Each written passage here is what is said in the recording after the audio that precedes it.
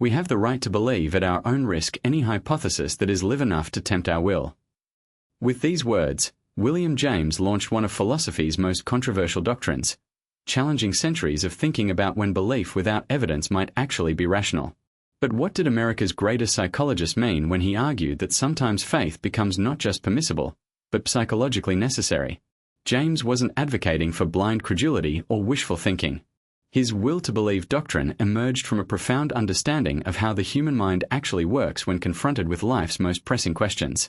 As both a psychologist and philosopher, James recognized that we constantly face decisions where complete evidence simply isn't available, yet choosing to remain suspended in doubt can be more damaging than taking a leap of faith. The heart of James's argument rests on what he called genuine options, choices that are living, forced, and momentous. A living option presents alternatives that both feel psychologically real and appealing to us. It's forced when we cannot avoid choosing, even if that choice is to remain uncommitted. And it's momentous when the stakes are high and the opportunity may not come again.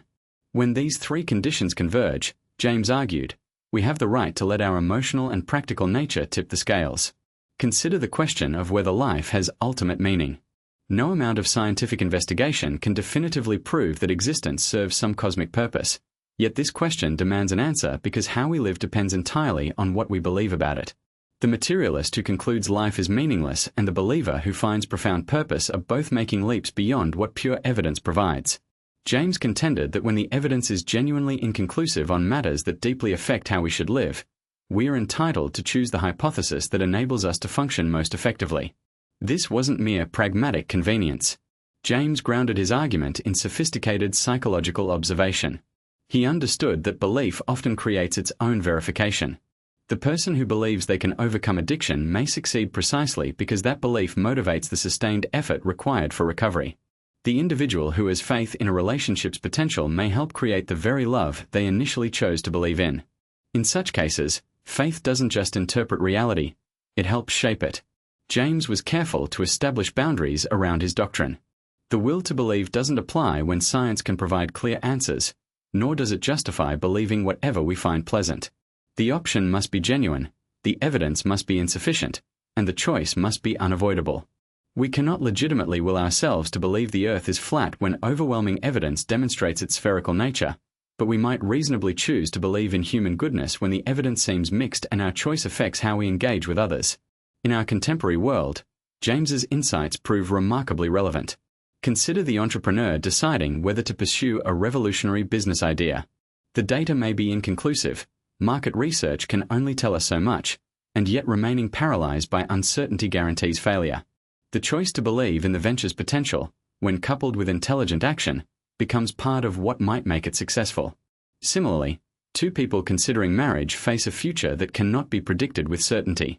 The decision to believe in their partnership's potential creates psychological and practical conditions that may help fulfill that very belief. Even in our age of big data and evidence-based decision-making, we encounter countless situations where James's framework applies. Should we believe that our society can overcome its divisions?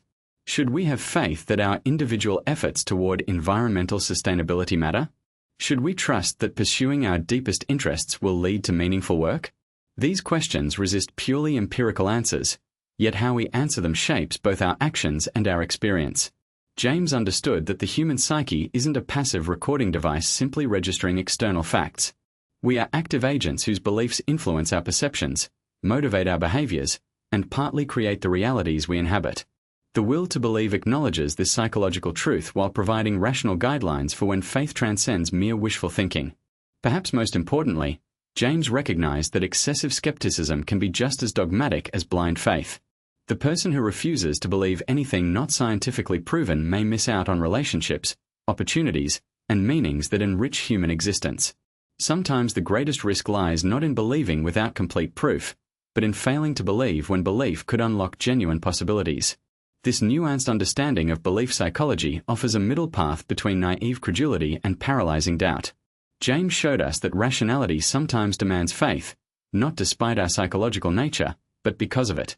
In a world where we must act amid uncertainty, the will to believe becomes not just permissible, but essential for human flourishing. Subscribe to The Psychology of William James to explore more of his timeless ideas.